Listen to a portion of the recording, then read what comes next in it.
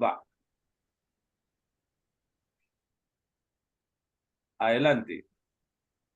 Bueno, volvimos en Universal TV Digital con el programa Hablemos de Poder, que se emite todos los viernes para Perú, para México, 63 canales de Europa y 3 de Asia. En esta oportunidad con el doctor Benji Espinosa Ramos, ex abogado del presidente Castillo, y bueno, con un currículum realmente muy frondoso, ¿no? Especializado en derecho penal, procesal penal, constitucional, y además hizo una estancia, acá le llamamos pasantía, en la Comisión Internacional de Derechos Humanos.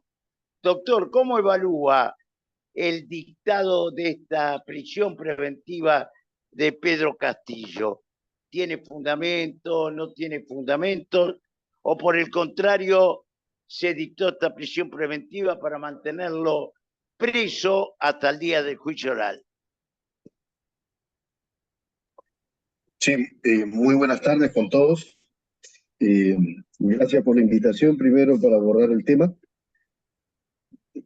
Creo que lo primero que habría que decir es que mientras la tendencia es a centrarse a discutir cuáles son esos datos, cuáles son esos elementos, cuáles son esos indicios que construyen la imputación en relación al expresidente Castillo por los delitos por los cuales se ha formulado cargo, de verdad, colusión, organización criminal, tráfico de influencias.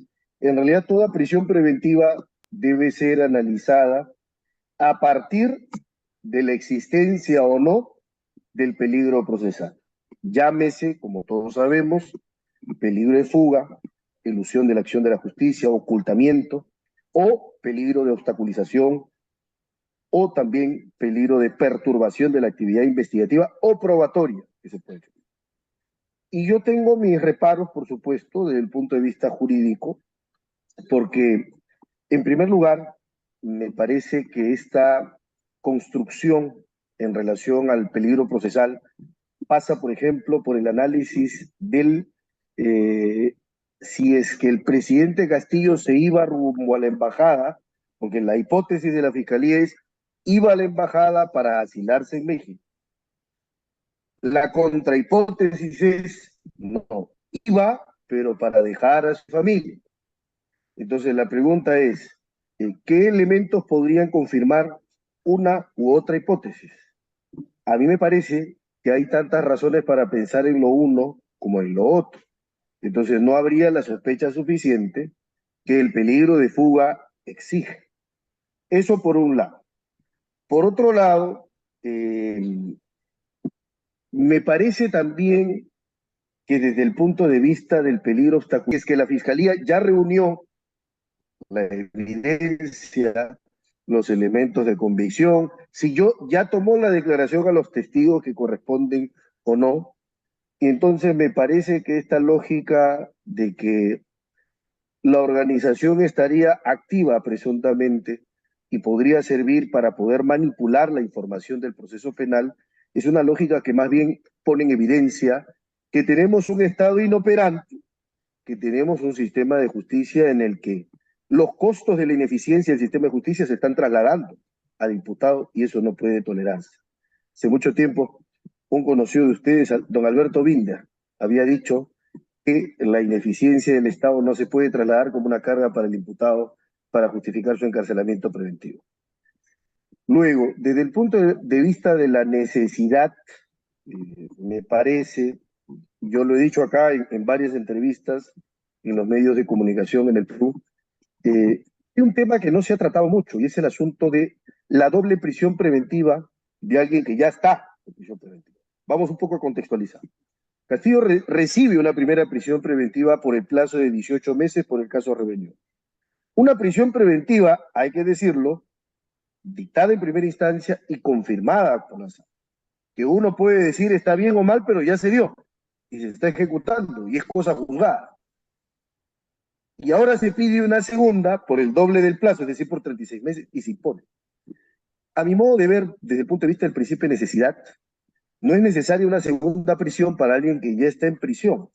Por una razón bastante sencilla, porque si la lógica de la prisión preventiva es asegurar, ¿no es cierto?, que es imputado, no desaparecerá y no puedo llevar a juicio porque hay una garantía de no puedo juzgar en ausencia, o de poder cuidar las fuentes de prueba del proceso, los testimonios, las documentales, los elementos materiales, ¿no es cierto? Y para eso necesito privarlo de la libertad. Bueno, privado de la libertad ya está. Entonces, ¿qué necesidad hay de hacerlo de nuevo?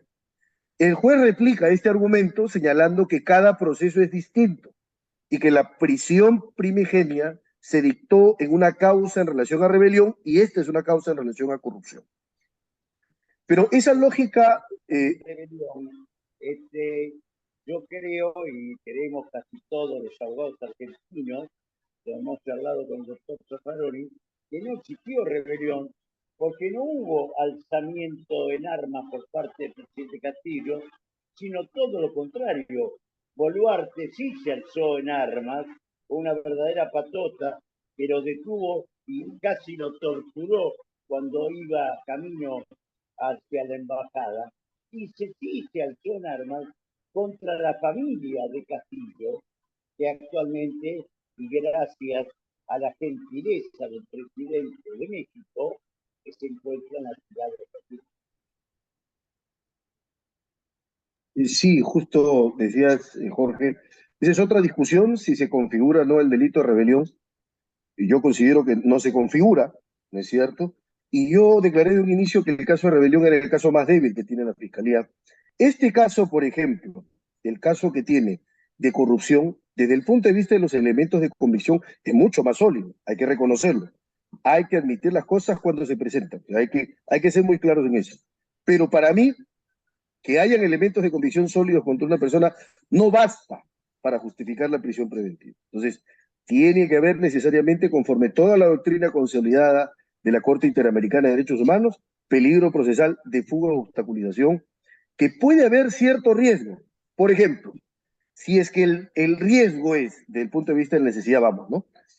Si es que el riesgo es que Castillo en libertad, supongamos que alguien en el Perú, alguna demanda de constitucional prospere, que yo dudo mucho que así sea, soy honesto, dudo mucho que un habeas corpus pueda revertir la prisión, la primigenia, digamos, pero en la lógica, digamos, que se ha proyectado, planteado, la hipótesis de que algún juez diga que la prisión es inconvencional o arbitraria y ordena su libertad, entonces en este proceso, en este segundo, el juez perfectamente podría ordenar, por ejemplo, una medida de vigilancia policial permanente, que te vigilen los policías, que no vayas hacia determinado lugar donde están las embajadas, ¿no es cierto?, por el riesgo de fuga de que te puedas asilar. O sea, yo prefiero, desde el punto de vista principista de defensa de la libertad, una posición libertaria, yo prefiero que el Estado invierta sus recursos y montar una vigilancia policial permanente sobre una persona a llevarlo a prisión preventiva que se excepcionalice. Entonces, esos son básicamente los criterios y las variables de análisis, porque por supuesto que la gravedad de la pena, la imputación de pertenecer a una presunta organización criminal no bastan por sí solas para justificar la prisión preventiva. Esa sería entonces mi posición, don Jorge. Por favor, Jorge, Emilio, un minutito que el doctor Ugaz está, bueno, desde el comienzo del programa y me indica por el interno que tiene también algunas ocupaciones y en 5 minutos parte. Por favor, le pediría su palabra, su opinión, doctor Ugaz, por favor. Brevemente,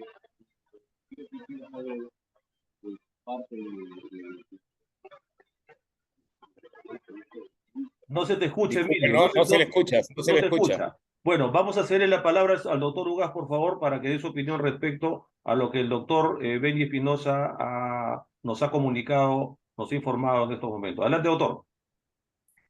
Bueno, por supuesto son temas opinables. Yo lo único que debo decir, ya no sobre el tema procedimental, creo que el peligro de fuga de Castillo está realizado. Él fue capturado fugando hacia la Embajada de México para asilarse. O sea, ahí no hay duda de que el peligro procesal está claramente acreditado.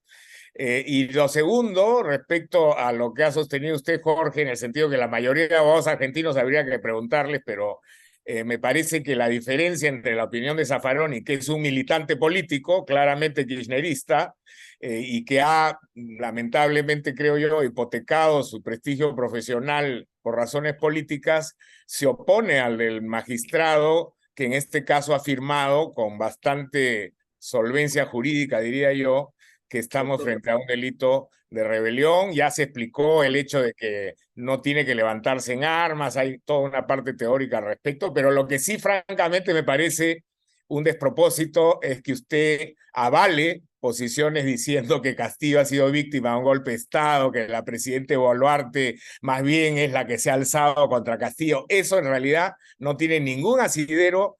Eso sí sería un lawfare a la inversa, y creo que por responsabilidad periodística deberían tener cuidado antes de hacer ese tipo de afirmaciones que no tienen ningún sustento fáctico. Aquí hubo un golpista, se llama Pedro Castillo, está en prisión preventiva a las resultas de su proceso. Creo que el Perú, como le consta al doctor Espinosa, tiene la suficiente solvencia en su administración de justicia para un proceso garantista y neutral, y habrá que esperar el resultado. Pero sostener que Castillo es víctima de un golpe es francamente un despropósito, y creo que su auditorio no se merece ese tipo de desinformación. Muchas gracias. Como anticipé, yo a las 6 de la tarde tenía que retirarme, así que los dejo con mi colega, el doctor Espinosa. Muchas gracias, doctor Ugaz, muchas gracias. Es verdad lo que usted dice, y nosotros como medio de comunicación no nos solidarizamos con las últimas palabras del doctor Jorge Omar Irineo, lamentablemente, porque como yo he dicho anteriormente, nuestro medio de comunicación es totalmente imparcial, neutral, y solamente estamos para poder entrevistar a los invitados y escuchar sus opiniones. Muchas gracias, doctor Ugaz. Muchísimas gracias. Buenas tardes. Hasta Buenas luego. tardes. Buenas tardes. Doctor Espinosa. Buenas tardes. Bueno, doctor Espinosa, bueno, en estos momentos le cedo la palabra a Jorge, por favor, para que continúe con la entrevista a usted, doctor Benji, si fuera tan amable. A ver, si tienes, Jorge, por favor, enciende tu micro. Encienda su micro, por favor. Bueno, en estos momentos, enciende tu micro, por favor, Jorge, si fuera tan amable. No te escuchamos, no te escuchamos, no te escuchamos. Hola, hola, hola. Bueno, doctor Benji Espinosa, acá hay un análisis de todo el público en general respecto a que es verdad que cómo es posible de que habiendo una previsión preventiva se pueda como duplicar otra previsión preventiva o aumentar la prisión preventiva hacia el expresidente de la República Peruana, el profesor Pedro Castillo. ¿Eso a qué se debe? Algunas personas dicen que como hay una especie como un ensañamiento, otras personas dicen que es ilegal y cómo se permite. ¿Qué está sucediendo según su punto de vista, doctor Benny Espinosa, con respecto al expresidente Castillo?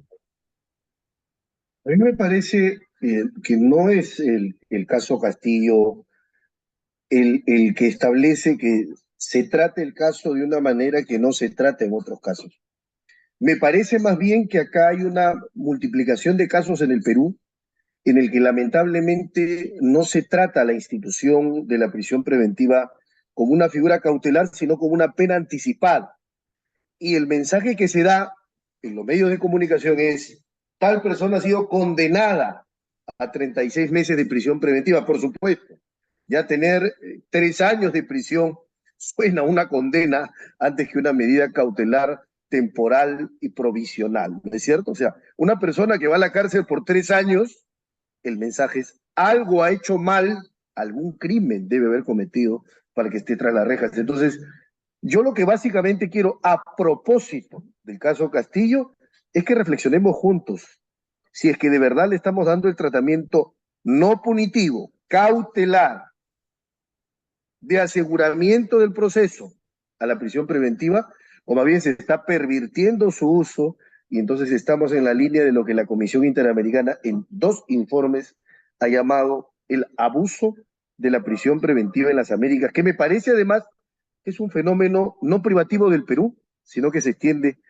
a Latinoamérica, ¿no es cierto? El problema de las democracias que no están muy bien formadas, ni estructuradas, ni cimentadas, es el problema de su falta de institucionalidad, y eso se traslada, por supuesto, al sistema de justicia penal, que tiene fisuras, que tiene grietas, que tiene rendijas, en donde exhibe las graves deficiencias. En el Perú, por ejemplo, algunos jueces, porque no voy a generalizar, no son todos, algunos jueces dicen, la prisión es necesaria porque no hay otra alternativa, pero no te dicen cuál es esa otra alternativa que no fuera necesaria. Por ejemplo, yo discutiría fuertemente en el tema Castillo. Si el riesgo es, yo no te voy a dar la libertad porque tú te vas para la embajada, tú te desapareces y me apareces en la embajada y ya no sé de ti. ¿Y por qué no ponerle una vigilancia policial permanente? Por eso digo, estoy reflexionando a viva voz. No soy abogado de Castillo, no lo asesoro, no lo patrocino, ni le doy consejos, pero cuando me llaman a declarar sobre un caso, a mí me puede caer bien mal, pero yo soy una persona que me apego al derecho, a mi formación jurídica y a mi conocimiento para poder responder y dar una opinión. Y es lo que estoy haciendo ahora.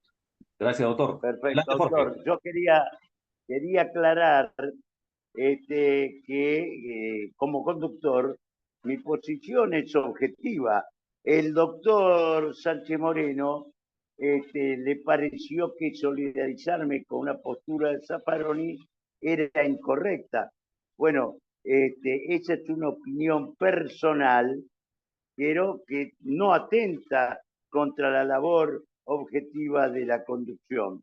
No obstante ello, doctor, pregunto, ¿no hubiera sido posible que algún abogado presentara un habeas corpus correctivo y eliminara de esa manera los riesgos procesales que podían, por lo demás, asegurarse con una importante caución real que eliminara esos riesgos, y con una vigilancia policial también se hubieran sorteado los mismos? Sí, por supuesto. Yo estoy en esa posición, como digo. A nivel del sistema interamericano, se produjo un documento.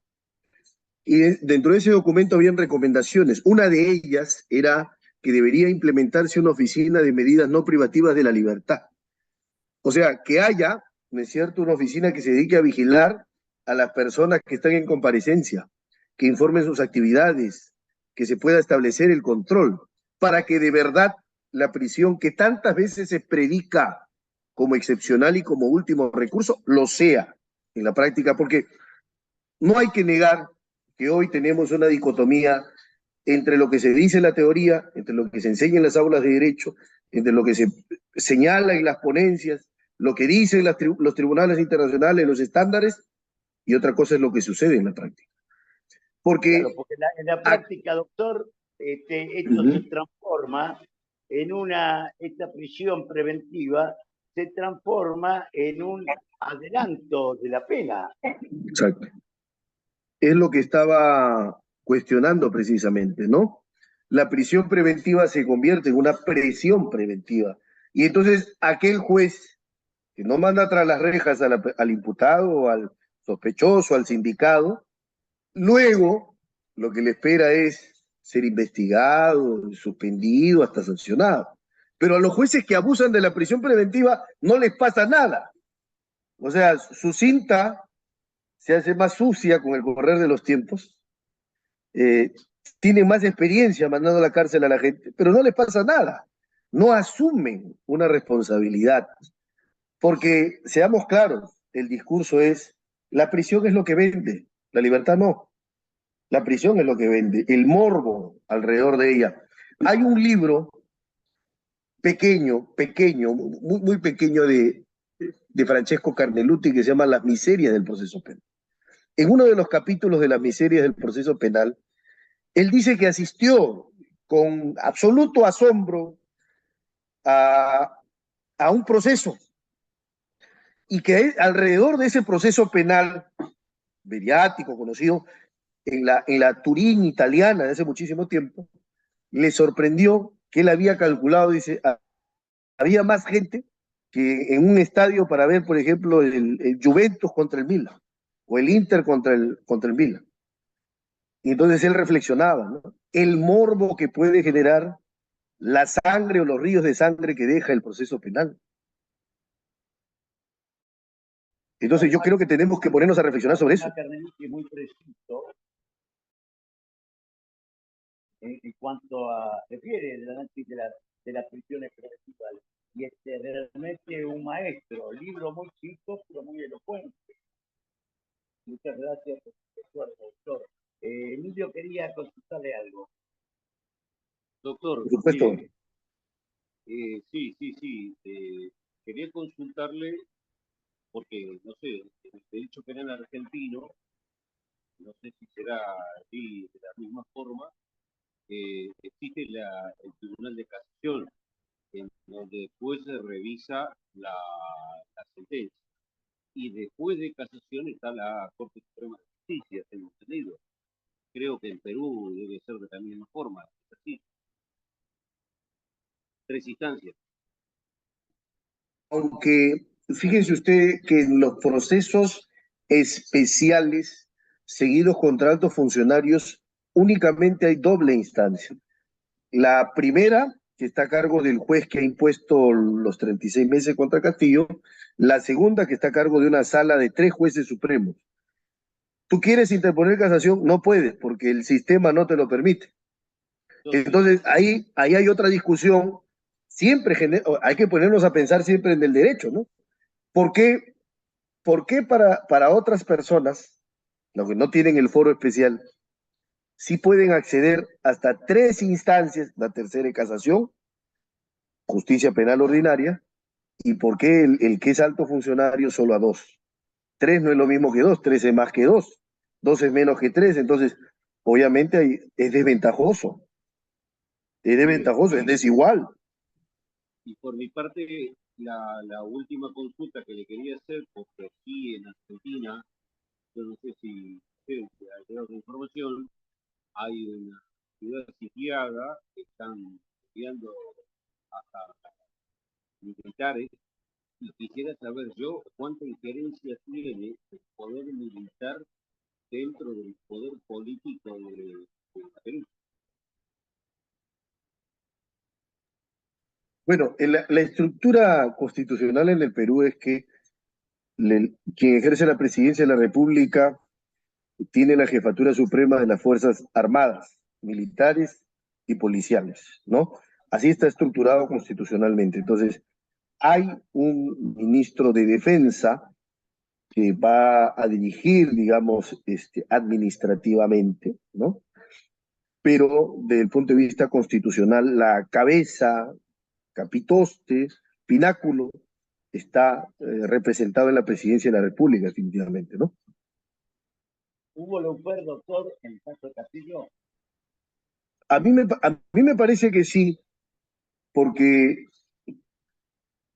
primero vemos una aplicación elástica del tipo penal de rebelión y ahora vemos que se impone una prisión cuando ya había otra prisión. Lo que pasa es que ese argumento de que no hay ley en el Perú que no impida que un juez vuelva a meter preso a alguien que ya está preso, está bien, porque no necesariamente tiene que estar. O sea, el derecho no solo es el derecho escrito, no están los principios. Y acá hay que predicar bajo la proporcionalidad y la razonabilidad. Es razonable que se le imponga una segunda prisión a aquel que ya está sufriendo una, cuya decisión además tiene autoridad y carácter de cosa juzgada. A mi modo de ver, no. Yo respeto a quienes dicen lo contrario, pero porque muchos digan que sí es necesario y que sí debe hacerse, eso no va a llevarme a mí al convencimiento de que cambie de posición. Obviamente. Yo le preguntaba al doctor Sánchez Moreno si había algún paralelismo con la situación de Cristina Fernández de Kirchner, que fue condenada y de alguna manera profunda, porque esas falsas acusaciones que se parecían o parecerían indicar de que la idea era sacarla del escenario político y eliminarla de la contienda electoral. Claro, claro, muy bien. Lo que sí les pediría es, ahora tengo que participar en una audiencia, tengo que despedirme, por favor.